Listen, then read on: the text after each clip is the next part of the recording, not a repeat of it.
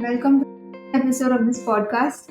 So today I have a special guest with me. I saw her on Instagram and immediately I was like, I have to connect with her. She's so inspirational. I mean, inspirational is a very cliche word to use, but let's just say I saw a lot of strength within her, which I really thought like I have to connect with her because there is something inside her which everybody needs to know about. So hi Yasmin, welcome to the podcast. Hi. Thank you so much. That was a nice introduction. Thank you so much. I like I'll start by asking this, so who are you?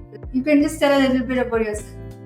tell you what I think what people see, they'll think about me like that. So Yasmine is like a small town girl with a rather big personality, and and I'm fun. I'm fun loving. I'm funny. I like to do all of those things, but I'm moody also.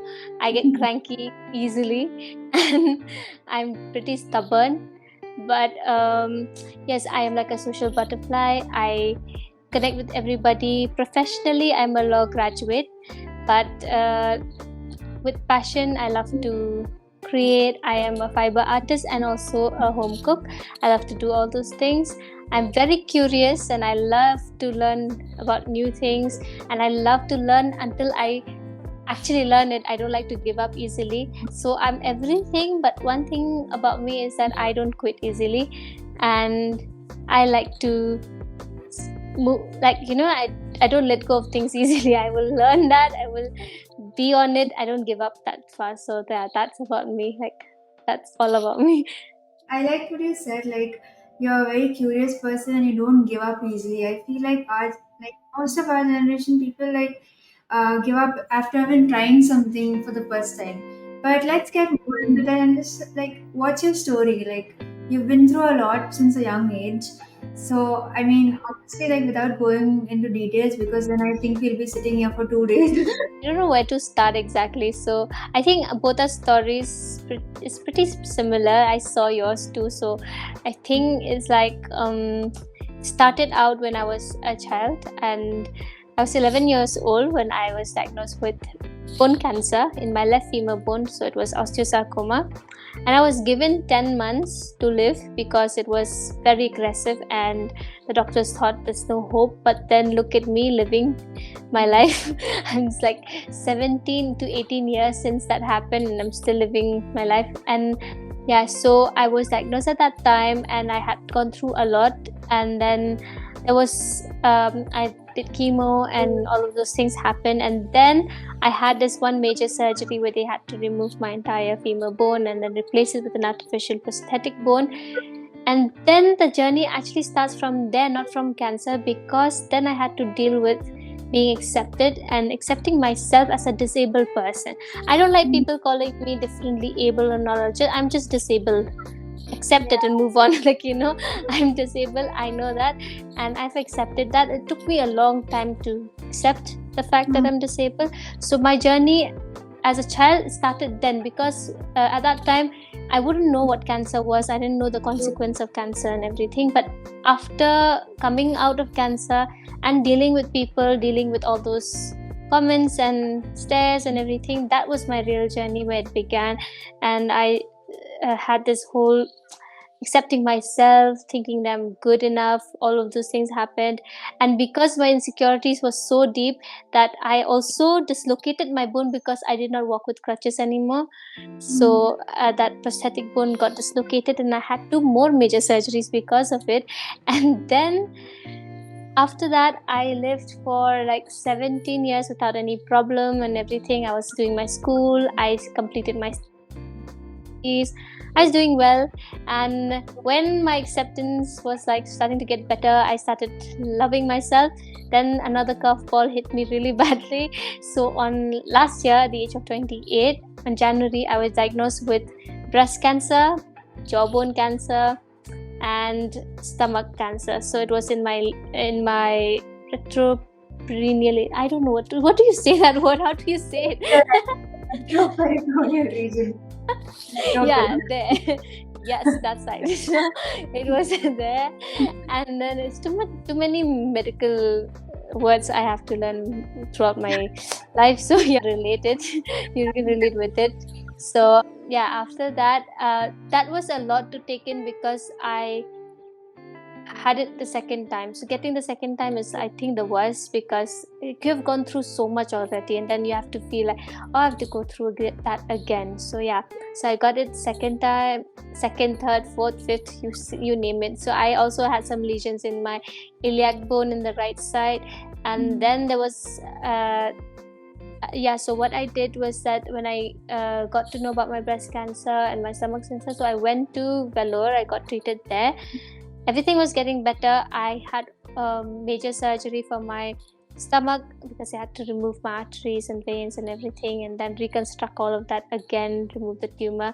I opted for breast conservative surgery because luckily, I don't know if I should use the word lucky also here, but my tumor was in the outer surface of my breast, so I didn't have to go for mastectomy because I did not want to. I could have gone, but then I did not want to. So yes, I did a breast conservative surgery, or lumpectomy as you call it. And then when I thought things were getting better, I forgot that my jawbone was still there. They thought that they wanted to reconstruct the entire jaw, but I did not want to deal with all that because it was my face, so it was a lot for me to see. Many things have been taken out from my body, like we have reconstructed almost everything in me. I did not want that on my face, at least. So then they opted for another procedure, that is a microwave ablation, where they use a very expensive needle and then they drill it in your jaw or any area that they need, and then they burned it with a high voltage of microwave ablation and stuff. And then when I thought things were getting better, I said, maybe this is the last thing that I have to go through. And then last year, in my second last follow-up checkup from now, yes, it metastasized to my liver. Yeah. They did the same procedure in my liver, the same that they did my jaw. So yeah, after that, recently my follow-up was actually a little better, but I cannot be really happy about it also at the same time. So I also am on chemo tablets because my body cannot take chemo anymore. So it's like my body's like, stop it, I cannot. I'm taking chemo tablets, and yeah, so that's all. That's how I can explain it as short as possible, as in, like, it cannot get briefer than this one. That was the most deepest 5 minutes I've ever heard. Like, you put in so many years in that 5 minutes, and I have to just I say know. kudos to you. Like, oh my gosh, like people would have given up, but I don't know. And with such a positive attitude, you've taken everything. Like, so how did you face all this adversity head on, especially after you got cured the first time, at least you went in a remission the first time, you would have been like, okay, I'm finally clear, I can start living my life. And then to receive this entire relapse, or what, secondary cancer was it, right? Secondary cancer. You received the entire diagnosis again. Was it like a shock to you? Like, how did you move from that phase of first just accepting this entire you'll have to go through this again, to then, okay, I have to take this positively. How do you do that? I will not lie, it was not easy. It wasn't like all butterflies and rainbows and I was like, oh, all positive all of a sudden. It was not like that. It took me a lot of time. So initially it was rough because when you get it the second time, it's harder, and especially when you get it as an adult, then you know the consequence of it is ultimately it could be death, so that could be very scary to think about it, so I was really scared. At first I was not even thinking of going through with the treatment because it's like, I cannot do this all over again, I'm so tired, I'm done. And I think I had given up at that time initially because I thought 3 cancers at the same time, there's no way I can live more than few months also. I think I just thought that I was ready. I was like, I'm saying goodbye to everyone, thank you very much. And it was a fun time. But then somehow it took me some time with a lot of talking to people, and I took my time to process everything. I cried, I was sad, I was depressed at all, everything. I did everything, but then somehow something told me that, you know what, when bad times hit you or when adversities are there are only two choices with you: to either be strong and move on with it, or to give up. I think giving up is the easier option. Like, you just give up one day and it's over. But to actually go on with it is very hard, because you have to not just go on with it just a day. Like, every single day you have to think about it, you have to motivate yourself, you have to pick yourself up again and again, again and again. It's like really tough. So, but then I was still thinking that I am not the person who takes the easier way out. I'll go for the hard way. I'll fight this. And then I realized that if I'm feeling so bad about myself and I'm not happy with it, there are many people who feel the same way. So that is the reason why then I came onto internet, and then things got crazy from there. I thought that I think I should show them that it's okay. You can have a bad life but still live with it. You can also be happy in your bad times and everything. So how do I tell you? I'm not trying to motivate people. I'm not trying to be this whole inspirational kind of a girl. It's just like, I just want that to show people that even when you don't have a normal life, it could still be nice. It doesn't have to be all sad all the time. So it was not an easy way. Like, I had to go through a lot to be like I am right now. But yeah, it took a long time. The thing that I cope up with is my dark humor. Oh, I love that. So my dark humor, cracking cancer jokes is my favorite way to cope up. I think that's my coping mechanism. Like, since forever, I think it's not only for cancer, it's also when I was like dealing with being disabled and being accepted by people. So I think I use comedy as my way out. Like, before they say something bad about me, I should say something and then just shut them all up. That nothing can shake me now. I can just talk bad about. I remember when I was admitted during my surgery days in CMC, and that time, like, that was like my first major surgery, so I was like really scared. So I literally went, like, just this was the morning of the surgery. I went and told the doctor, giving me enough of that medicine because I don't want to wake up in between the surgery. And then they all Like, really even for laughed. my jaw surgery, when they said that you wanted to, I just told them, look, if nothing, I just want to die pretty. Okay. Like, please spare me. I cannot. I don't want you to ruin my face. I want to look cute even when I'm dead. So like, I say these kind of weird stuff. Like, these are like, people get so uncomfortable around me, and I like that. I'm happy. You can see that in your face. Like, see, you can see, like, literally, like, you radiate, like, positivity. And that's such a big sign of hope, especially for people going through serious situations. Like, see, we are going through serious life in that situation, but you can be happy. You can live each day to the fullest. And that's exactly what you're doing, even through your social media handle. You're literally showing people that it's possible. You need not be sad and depressed. And that's such a thing that we need for this generation, especially. So, how did you deal with comparison, especially like in our age? We both are like pretty young, and you see people, they're getting married, they're studying, and they're just moving on with their lives, having dreams, and they know that they can fulfill their dreams. Like, nothing is going to stop them. And we over here are going for chemo, going to the hospital, and we can't even plan ahead for the next week. What about next year? We can't plan for the next week or so how do you deal with that comparison, like with other people who are normal? I think it was difficult. As a see when as a child, I didn't know much. So when I was diagnosed, then I was still cool. I was chill. I did not care. I was not. Yes, I did compare myself with my siblings. To be honest, I know I was very wrong at that time. But then, as a kid, it is what it is. I will not lie.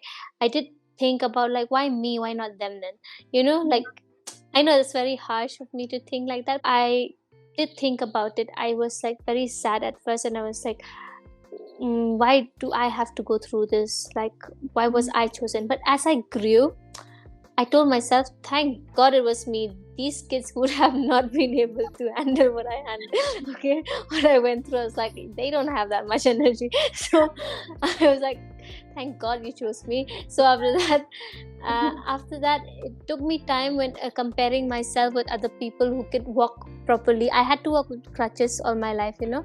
So when I see then slowly I started understanding one thing, that if someone cannot see, they use spectacles, and that's normal. If I Yeah. cannot walk, I can use my crutch. It's normal too. It's not me who has to change the perspective, it's the people around me. They have to change it. I don't have to change myself for nobody. You know, it is what it is. I didn't choose this life, though. It was given to me, and I have to make the most of it. And it's about the people around me who have to learn how to accept it. If they can't accept it, it's not my problem. So that's how I started thinking about myself, you know. So then recently, when last year I was diagnosed, that was a little much harder, because then I was an adult, you know. I was an adult, and at that time I had a lot of things to do. I had to get a job, I had to finish my studies, I had to do so many things. There were so many expectations, and I had to fulfill all of them. And then suddenly my life just stopped, like just suddenly just stopped. It didn't do anything anymore, you know. So that was pretty hard to take at that time. So I started comparing myself to everyone on social media. I see them partying, going to work, studying, complaining about their bosses and everything. I wanted to do that, you know. I was like, Yeah. why not me? Why is everybody doing it, and I am just sitting here getting chemo and living this life? Then I thought to Yeah. myself, like I told you earlier, like if I think like that, there are many like me who think the same, you know. So I reversed it. I was like, now I want people to compare with me. So I want them to see that I might have a lot of problem, and I'm still grateful about everything that I have, you know. So I want them to compare with me, stop complaining, and then compare with me instead. I won't want to compare with anyone anymore. I'm not even saying that they should compare with me in a negative way. I'm saying that they should compare in a sense that they see that, okay, this girl is going through a lot, and there are a lot of people like her who's going through a lot too, but they still are living, they still move on with their lives. They are not complaining every single time, you know. We complain, it's not like we are just perfect, we don't complain at all like that.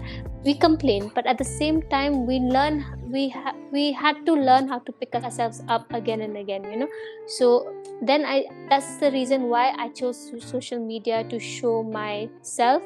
It was hard, it was very challenging, you know, to just be out there, to be your real self and everything like that. But then I was like, I have to do this, because it's not just me who feels like that. There's a lot of people like me who think the same way, and I just don't want them to compare with any other people. I want them to see that, oh, I can live like that, you know. I can live a normal life, even though I have chemo and everything. I can do whatever I want to do. Yeah. And there are people that they are mean, but then I don't care about them. I told you, nothing can shake me. I've learned that. I've been living this life for like forever now. I don't care what they say. So, but then yeah, it took me a lot of time. So I have this whole process where I get really sad at first when something bad happens. I cry, I sob, I do all those things. I do all the melodrama thing first, and then I will slowly be like, this is nothing like that, you know. So, but I hate someone coming and telling me that don't cry, be positive. Let me cry. That's my process. Don't disturb me. I don't compare myself anymore. I used to, but I don't compare myself anymore now. I feel like I don't have anything to compare with people. You know, everybody has their own lives. Everybody has been dealt with their own different, like, you know, cards. Sometimes good ones, sometimes bad ones. You just know, you should know how to play with those cards. You know, I feel that's how you should live your life, I think. I agree with you. I remember, like, even after I was diagnosed with a relapse, like, I think in that age group, you have like lots of these goals and plans and stuff.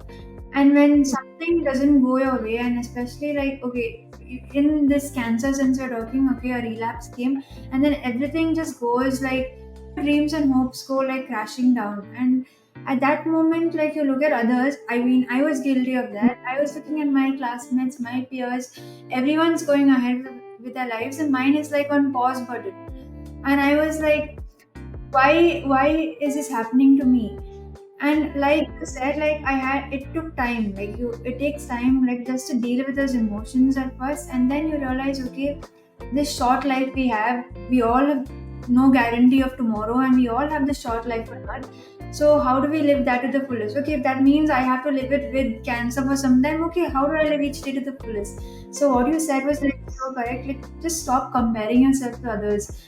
Even like, not necessarily cancer wise, like even if you don't have something, if you think they are doing better than you, especially our generation, they just complain about the littlest of things, which are, they don't know what the real world is. There's so much more in life. There's so Agreed. much more. I'm not trying to say that okay, we are perfect, we're sitting on a pedestal and judging everyone, but it's just like there's so much more in life. Like you can't just be sitting in Like bed. you will realize only if you have bad times. But then why do you wait for that bad time to happen? Just learn now so that it doesn't become difficult when you are facing something really bad like we are. I'm not Yeah. saying that cancer has only been bad to me. It's not true. I will not lie, because after I got cancer, I've gotten more opportunities that I would have gotten before it. So Mm. I don't see life in that way. I always try to see it like what it brought me. Though it took a lot of things from me, but it also got me so many other things. So see, like now I'm talking to you. Would it be possible if I didn't have cancer or you didn't have cancer? So these are Yeah. the good things that happen too. So look at your life in that way. I feel like, see what comes with the bad things also. They say, like, I know it's very cliche to say that everything happens for a reason, but it does actually. It does happen for a reason. Maybe our reason was to serve a purpose in life, to tell people, to spread more awareness and everything. Maybe that was our purpose, and maybe it happened for a reason. I just like to see it in that way. I don't like to always scrape and complain about it. It's like I have to find my silver lining. That's how I see it. I always have to. If I don't, I won't be able to live with it. So I think even people, normal people, who are not going through such problems, but they have problems. I'm not saying they never have problems. They do have problems. Everybody's problem, big or small, like, it is their problem. I'm not judging that mine is bigger, yours is small, Yeah. but the consequence of our problem is death. Your consequence is not death. We have to think about all those things, that what if we die tomorrow? These are big things that we have to think about. They only have to think that what if I couldn't submit my project tomorrow. So it's like that, I'm not comparing the problems, but I'm just saying that you have to find uh, good in everything, even in bad. I think so. That is only the only way how you can survive. otherwise Yeah. otherwise you would, I think, see, okay, there are times when people say that, oh, you survive because you have money. Mm. That's stupid. But then I was like, Mm. no, I survive because I have a mindset. I choose to fight. That is the reason why I survived. Maybe, I don't know. I'm not saying those who did not survive, they did not fight. But then sometimes they have seen cases where they have become so sad that they couldn't deal with anything anymore, because nobody was there to console them. Nobody was there to tell them that it does get all right someday, like you will get out of that phase. But now, like me, you, and many others who have come forward and showed that this can be normal too. Mm. So I think now, if you see, statistically, people are surviving more now of cancer than they did before. It's Yeah. because mindset has changed. They have Mm. taken cancer as a normal thing. They don't take it as something so serious anymore. Like, it is serious, but I'm not saying that. It is how you think about it. Then if you think Mm. about cancer as normal fever and cold, it'll stay like that way. So your mind Yeah. can do, like, miracles. That's how I feel, and that's how I want to live. And I also want to tell this generation that you don't have to wait for something bad as cancer to happen to you for you to understand how important your life is. So Yeah. yeah, that's what I feel like. This generation is a bit fragile, I feel. I think, Yeah. I don't know, I shouldn't say that, I'm offending everyone, but then I'm just like saying that it's a bit No. like too fragile. You don't have to be that Yeah. that Don't take everything personally. Take it in a good way. Nobody's going to like condemn you or judge you for what you've done or what's happened. Just like take everything lightly and live happily. Yeah? Like you have one life. Why do you want to live the entire life sulking? you sit, cry about it, your life is over. In no Yeah, time you become uh, from 15 you turn 30 in no time. Like, look at me, oh my god, next year I'll be 30, I'm already scared. let's see, you've taken everything like you don't seem like the average 30-year-old. You are like very opposite that. You're like, I think it's because of your mindset. Like you like everything so like Feel young. I feel yeah, like I can be with older like with my own, like, yeah, age. I can also be with like your age and younger to you also. It's how I mold myself with those kind of people. Like, that's how you should be also. Like, if you think that, oh, I'm 30 and I'm old and I should just get married and have kids, then your life is over already. If that's what you want, then good. But then if that is what you are doing just because of the pressure, then that's not nice. Then you're not living enough. Then you are just compromising with your life, and it's not nice. Don't compromise for anything. I'll move on to this topic. Like, see, we are living like with the uncertainty of tomorrow. So, like, many people ask, okay, what are your future plans? What are your 5-year plans, 10-year plans? And we don't have any plans. Like, we can't think so ahead. So, how do you live with like the uncertainty of the future? And you see, like, you can say in this context, like, see, our generation, if they don't have a boyfriend or a girlfriend, they're crying. If they don't get married and have kids, they're sad. I mean, you can be happy as you are, and you can say that in context like of the uncertainty that we are living in. So how would you say that? Okay, okay, this is a very nice question. So, I'm telling you. So I'll give you an example. Okay, so my mom insists me to get my license. I'm a law graduate, but I did not Right. try to get my license yet. Okay, and then she also says that maybe I should try for LLM, and I'll Mhm. complete my masters and everything. Okay, sometimes I just sit and think, what if it is a waste of time, energy, and money? What Mhm. if I just pass one day, I just finish my masters, and just the next week I'm no more. It's just a waste of time, money, and like energy for me and for my parents also. And since my mother is a single mother now, I don't want to put that on her. And there are other things also, like suppose I knit a lot, so Yeah. I have this addiction of buying yarn all the time. Okay, so when I buy them in bulk, and then I look at them and I start crying for no reason. Okay, it's not because I wasted money. Yeah, that's one reason. But then, because I look at them and feel like, what if I'm no more? Then who will finish these projects? Will I be able to finish them or not? So these are the small things that bothers us. Like we can't even think ahead, like even for a bit. Like you can't live.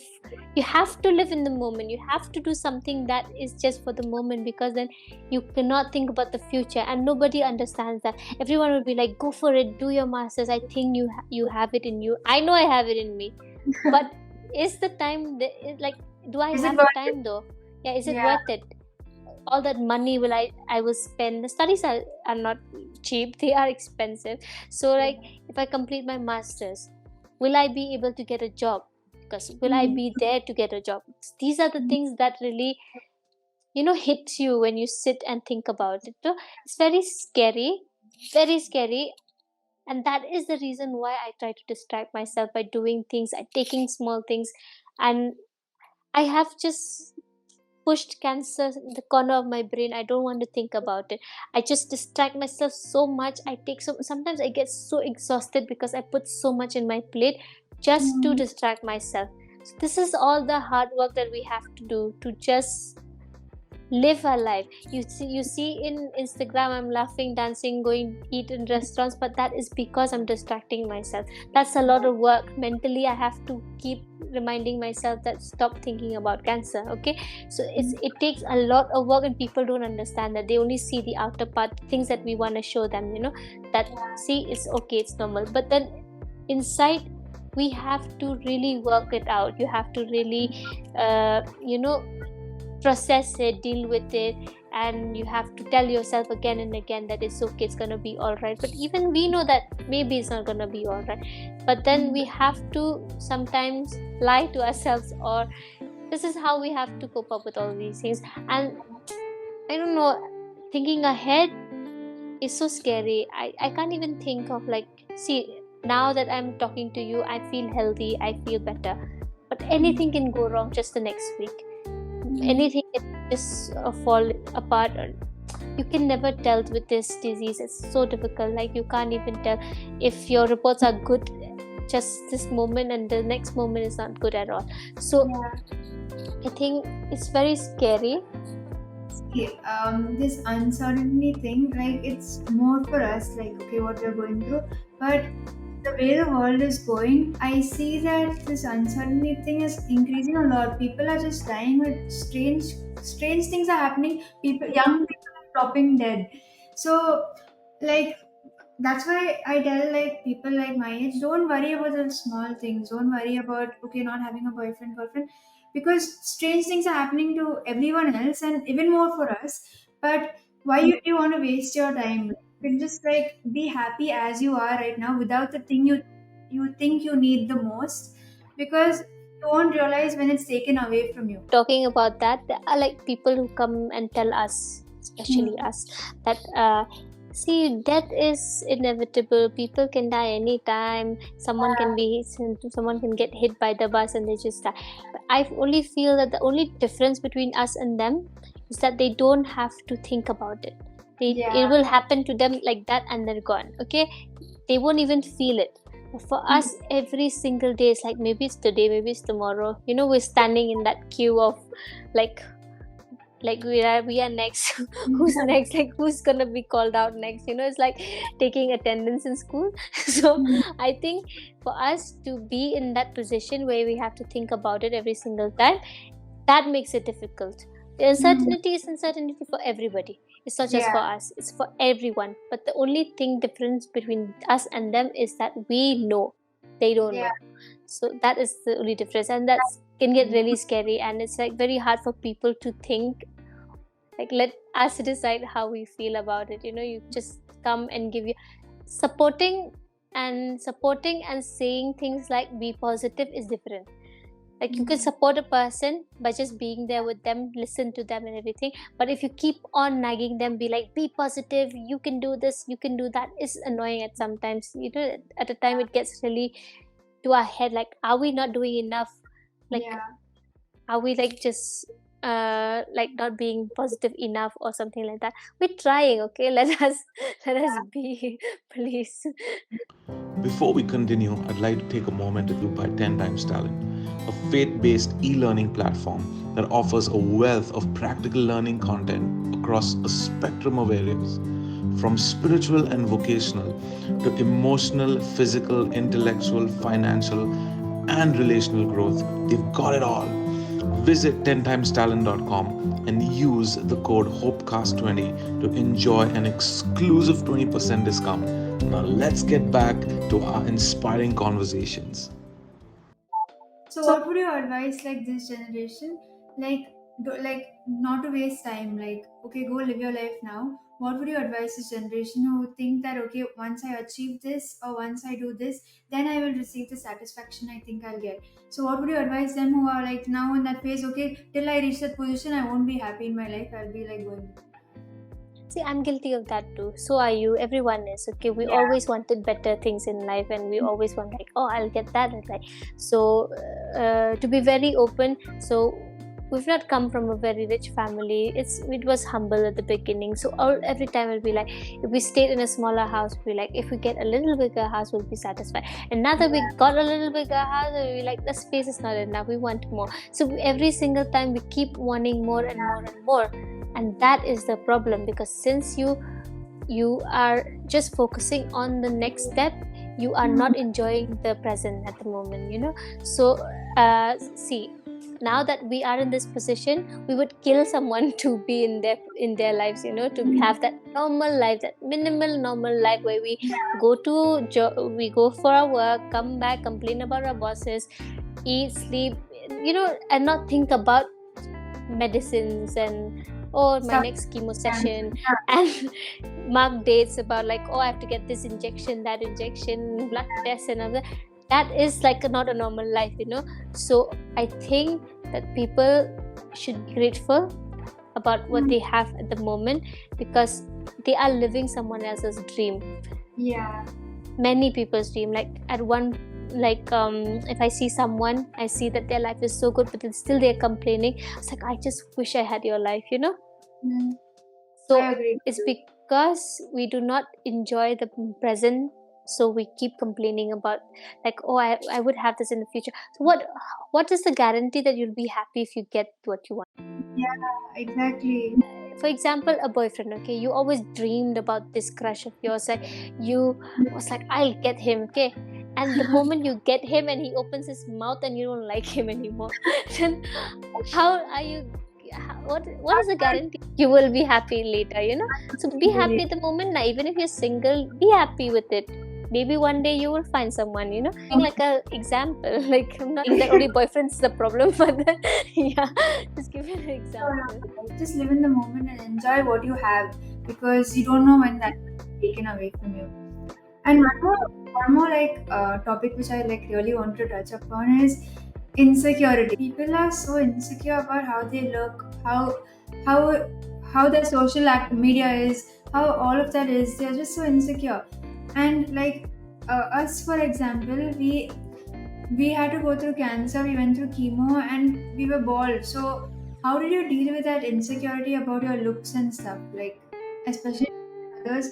I remember me, like last year when I had to start going to college, I just applied. I was bald. I had a pick line on my arm, and I had to just go because I was getting sick of staying at home, and treatment was not. I was not seeing an end. So I was like, I have to. I already took a gap year, so I had to go to college, and I went bald and all that. Now looking back, I'm like, oh my gosh, what a crazy thing to do. You're going to college bald like a alien. You're looking, and you're just going, and you're not letting that define you. But I want to ask you, like, so did you ever feel insecure about how you looked or about your appearance? Yes, I think this one, I want to tell you one story, which I'll tell you later, but then I'll talk about how insecure I felt. My insecurities were more as a child, though. So like I told you, because of how insecure I was, I also had a dislocation because I did not want to walk with a crutch because everyone would laugh at me. That's what I thought. So then after I had the dislocation, I'm like, I'm not leaving my crutch ever in my life because like I'm scared now. So yes, I did feel very ugly at that time, and not only because I had cancer. So now in our Indian families, we have this tendency to uh, like, you know, to pick on people if they are darker, or you know. So in my family, if you see my sister, she's super fair, and my mother is very fair. I've taken after my dad. So even the small things, when I just had gone through surgery and all of that, but then like sometimes they joke around and be like, oh, you are dark and stuff like that, you know. That affects a lot, you know. That affects your your inner self-confidence a lot. It's like I was thinking that I'm so ugly, I don't even fit in this family, everyone is so pretty, look at my sister go, and then she is like so pretty and everything, and I always felt insecure about how I looked and all. There was a time when I came back from Vellore, as in my childhood time. When I came back, I was I think 12 or 13 at that time. I covered every mirror in the house. I don't want to look at myself. I did not like myself. I would always wear long skirts and all because I hated the shape of my leg after the surgery. And I hated my scars. My knee was like crooked, and a lot of things happened, you know. So I did not like to see myself. But then, now this is a story time. There was one aunt who would regularly come to our house, and this is one person who always complimented me. Okay, they'd be like, oh, you have such nice features, I really like your complexion, you know. This one person changed my life. Okay, and ever since she said that, I started looking myself through her eyes. Like I started looking in myself like, yeah, she's not wrong, I actually do have good features, my nose is so nice. Like I started liking bits of myself. Slowly and gradually I started, I was glued to the mirror after that. Okay, I looked at myself all the time. I was this narcissistic person, but in a positive way. So I just love looking at myself. It's like, she is right. She is so right. You know. So, but the problem with this generation is that, see, for me, one person's comment, a good comment, and 1,000 people who were shaming me. The kids, they were mean. Okay, so they were like calling me names. said bad things about me, and like when I walk in the street, someone would just call me out, say that, oh, she cannot walk, and like that, so I did not let those comment change my perspective about myself. I rather took one comment of this person, this my aunt, who just complimented me so much, that I just took her so seriously. I was like, yes, I am this gorgeous looking girl. I don't give a shit about what people says. Sorry for my language. But then I'm just saying that in this generation, if you have thousands of good comments about you, like, oh, you're such a pretty girl, you can do this so well, you are so talented, and this and all, there's one person who says bad thing about you, like, oh, you're fat, or you're too skinny, or you're too this, or you're too that, okay? Then this generation tends to revolve their life around that bad comment and ignore all the good comments, so it was very different for me. I took that one good comment and revolved my life around it, and in this generation they take that one bad comment and revolve their life around it, so I feel that is the problem. Our generation doesn't understand that we have to ignore that bad comment, and we have to only focus on the good things.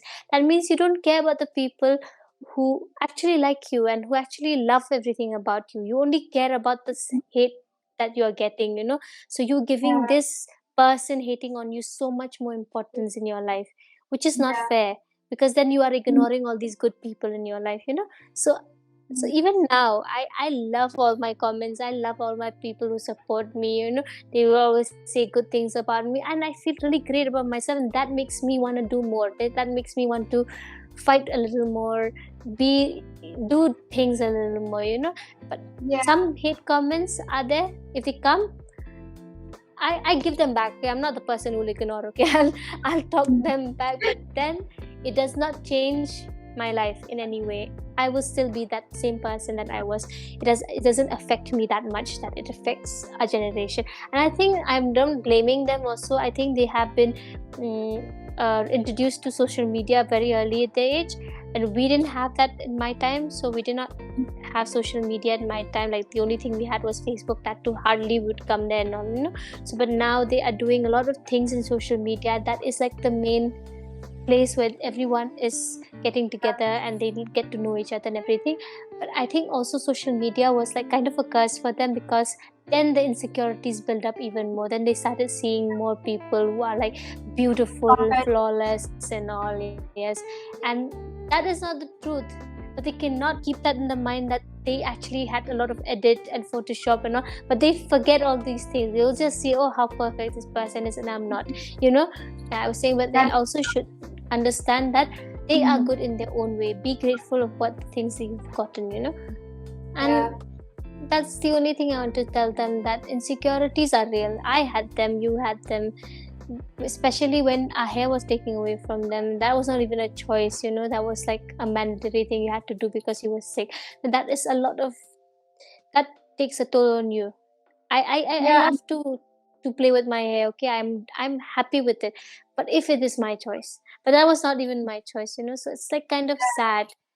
I feel like one more thing is that after going through all of this, like we realize like what we find our identity in. So now we don't find our identity in how we look or in our hair or in what people say about us. We appreciate now the little things in life. Okay, I might not have hair, I might not be as good looking, or I might not be like the perfect standard the world wants, but I'm confident of myself, and that's enough. Imagine the strength that we have. Not just because we have cancer, that's why we are strong. Everybody has it in them. But then, why do we need to find them only when we have bad things happening? Find it now, na. So I feel like everybody is strong. When people say that, oh my god, you're so strong, you're so the strongest and everything, no, I'm not. Everybody is. You are too. Even if you don't have cancer, you are very strong, but you don't try to even find your strength. You don't realize it. And then I feel like I don't know what to say, I just feel bad for them sometimes. I just feel like I wish they had seen life the way we do. And I feel like Tough Times has that way of doing that, where it really opens your eyes to what really matters. Because most people our age are out partying and doing stuff that regular young people do, and we are forced to go to the hospitals, and we Our body, even though we are young in our mind, our bodies have aged like in years. We were like old basically. And so then you realize, okay, what really matters? Okay, life is so much more than crying over your looks or being sad or something like that. Yeah, so that And would. we are like literally DIY projects. Like we cut them everywhere. They've stitched and done everything they could do. So I sometimes feel like I'm such a DIY project of these doctors. Yeah. So I don't mind. I love my scars. I try to Exactly. style them the way I want to. Like I have a big scar on my stomach. I feel like it looks like an ab. Like I have abs. And I yes. have a horizontal scar See, on you my have abs. like you have abs that's this way. I have abs this way. So see, we have Yeah. to enjoy whatever we have. And I love my scar on my leg. I have scar on my breast. I have scar everywhere. If you don't accept yourself, nobody will. That's the Yeah, thing. exactly. Yeah. You start looking at yourself as beautiful, then people will look at you the same way you look at yourself. That is what I want to tell them. Okay, so now let's move on to something about you. Okay, so I'll ask now, like, what's your hope for the future? Like, do you have any dreams that you want to achieve, or like, just like, what do you hope for? As shallow as it might sound, okay, but I really want to get married. I Oh, just yeah. want to get married. I want to have a family of my own. It's so stupid, I know, but then I really Not, want to. I just not, see. I do want to have a job. I want to travel a lot. I want to do all those things. I also made a passport when I was diagnosed. Actually, I was bald and I went and made a passport. I was like, I'm hopeful. I'll travel one day. So I to show you that my passports have a range of looks. Okay, so first was before cancer. I had full nice hair. Then after cancer, I was bald. Then after that, my hair grew a little bit. So every time I go like, and the passport office, that person is looking at me for identity verification. He looks at my passport and he looks at me like is this you? Like what? And only after they do the eye verification, they're like, oh, that is you. see, that is what no, I was hopeful that one day I will travel, and that is Yeah. the reason why I made this passport when I was like in my worst situation. Actually, that is the time when I was having like multiple chemos after chemos, and I was like so sick and tired, and I had no eyebrows. I was like, when I went to the passport office, I was wearing a scarf. They were like, "Oh, you can't wear a scarf." I took off my scarf. I was wearing earrings. They were like, "You can't wear your earrings." I was looking like full Mogambo. I was like, whatever. Then then I took they took a picture of me, and I that is like a ray of hope for me, that looking at that I feel like, yes, I did that when I was hopeful. I knew that one day I will travel somewhere like that's like I love to travel. Okay, so looking at the background of yours, like the world map also, it also has like, I just love to, I want to cover at least not the whole map maybe, but then Aim for the stars. Go every continent. yes, manifest that for me. So yes, I want to do that. I want to travel. I want to have a family. I want to get married. I see myself as a homemaker kind of a girl, because I love to cook. I love to uh, invite people home and give them food, and that's how I like to do things. I want to get a job. Obviously, I want to earn my own money and everything. Those are there, but I really want to get married.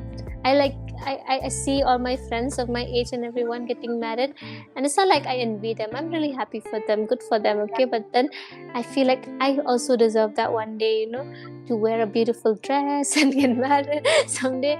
So yes, that's like, I really want that in the future. I know it's like a long shot. Sometimes I cry thinking about it. I feel like scared that what if it is it's never gonna happen. But I still am very hopeful. I feel like do that someday, Definitely. that it happens. We'll do a podcast after you're married too. Yes, I will be like, I'm married. No, I was just like thinking that people would not expect that answer from me, thinking that, oh, maybe she wants to do something big, but then no, I want to get married. I mean, like it's different for everyone, and if that's what you want, then I mean, you should go for it. I want to ask you, what is your future plan? My future plan, yeah, I don't know what's going to. I mean, I want to travel as well. I want to travel. I just want to get to a place where I'm doing something that I love. I like going to college and stuff. I like doing regular stuff, but I want to find something that I love and I want to do it, like plug myself into it, because I feel like I've wasted a lot of time. I wasted a lot of time just like wasting my time. Like I was preparing for this NEET exam for my medical entrance before college. That waste 2 years of my life I wasted in that. So now I'm just like discovering and going and just finding stuff I like to do. That's See my that, take. like, this is a new thing that you're trying to do, and I hope Yeah, that this really works for you, and this is what your calling was. And I think we all have a purpose in life. Maybe this is your purpose, to talk to people, to spread awareness, and to make them understand that life is so much more than just being sad and complaining and all like that. So especially you are young, so you will also connect to this young audience who really need someone. how young is that? Okay, I mean I'm not that young. I'm 20. Okay. But imagine a decade, a decade younger than me. Like, oh my god, So that's a you lot reach young. second, and then I'll come to my 30s and I'll tell you how my 20s were. Okay, yes. Okay. My 20s were fun. I did a lot of things that I sometimes regret, but I also had a lot of fun. And then, yeah, it was fun. Towards the end, it became bad. But then, until then, I had a lot of fun. I did everything possible that someone That's can my imagine.